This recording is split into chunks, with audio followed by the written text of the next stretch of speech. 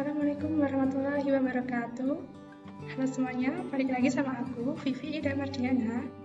Nah, kali ini aku akan membahas tentang sebuah buku ya, yaitu judulnya itu Handbook of Islamic Education. Nah, yang akan aku bahas kali ini yaitu Introduction yang part 2-nya. Nah, yaitu judulnya apa? Judulnya itu Islamic Education in the Modern Era, Social, Cultural, Political, and Economic Changes and Responses from Islamic Education.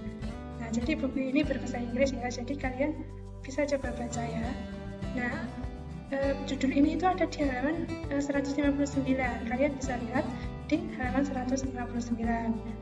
Yang akan aku bahas yaitu poin-poinnya saja, yaitu yang pertama tentang globalisasi kuno.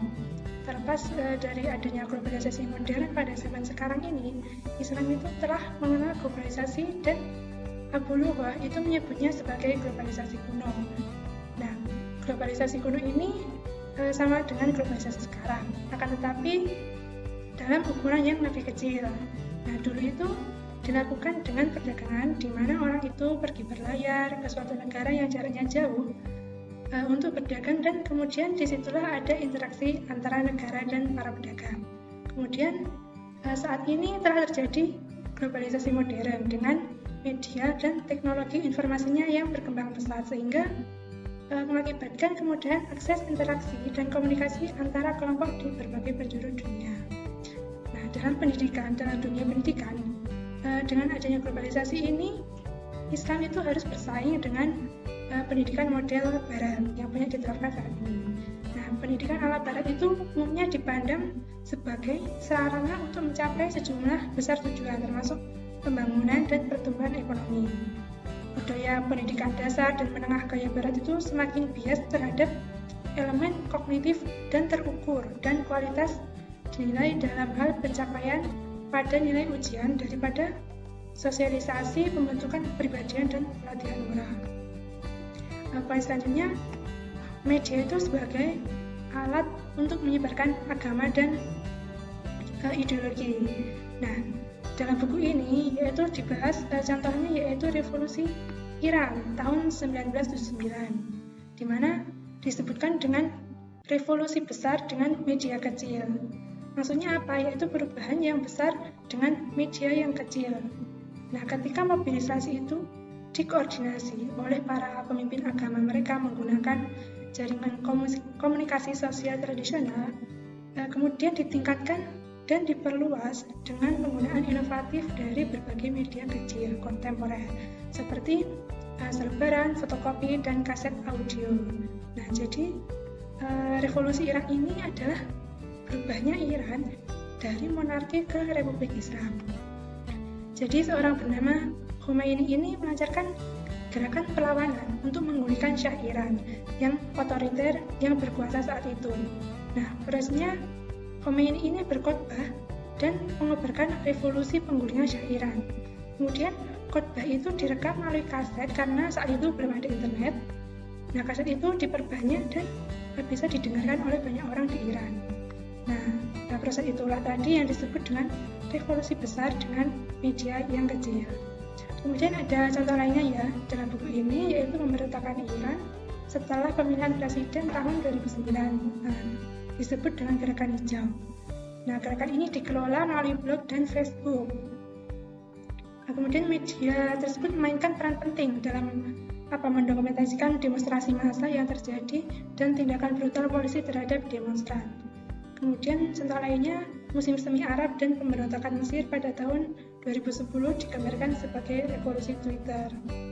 Nah, protes sebagian besar menampilkan pengguna situs jejaring sosial Twitter oleh pemrotes dan demonstran untuk berkomunikasi. Nah, jadi media ini bisa digunakan sebagai alat untuk menyebarkan agama dan ideologi. Nah, dulu itu seperti kaset tadi ya contohnya yang bisa didengarkan oleh rakyat Iran, kemudian saat ini bisa menggunakan media seperti blog tadi, Twitter, Facebook, dan lain sebagainya karena internet sudah bisa diakses oleh banyak orang. Kemudian poin selanjutnya konsep Dar al-Islam dan Dar al-Harb. Pada tingkat doktrinal, jurisprudensi Islam membagi dunia menjadi Dar al-Islam atau kediaman Islam dan Dar al-Harb, rumah perang. di mana subjek non-muslim dikenakan pajak tahunan.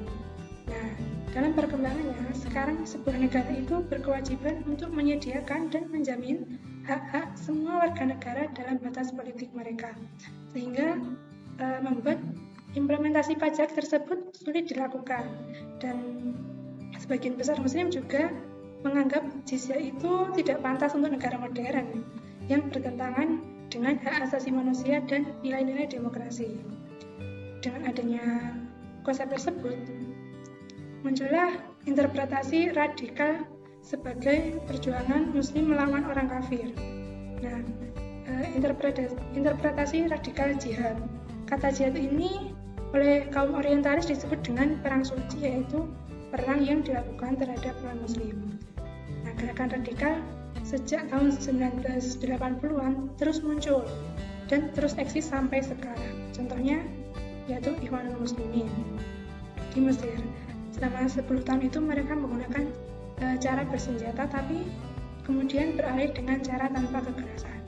Kemudian setelah peristiwa 11 September 2001 di Amerika Serikat, muncul wacana seputar perang melawan teror yang terus memuncak, sehingga Muslim itu dianggap ancaman bagi Barat dan tidak sesuai dengan nilai dan gaya hidup Barat. Nah, selanjutnya migrasi Muslim ke negara Barat. Nah, jumlah Muslim yang bermigrasi ke Eropa maupun Amerika itu semakin meningkat dan banyak berdampak pada kehidupan mereka. Banyak dari segi pendidikan, agama, budaya, dan bahasa. Karena mereka itu tinggal sebagai minoritas.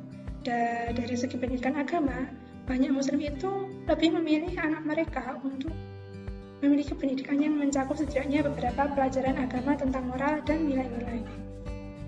Kebijakan tentang pendidikan di negara-negara tersebut sangat beragam ya. Contohnya itu pendidikan di negara Jerman dan Austria.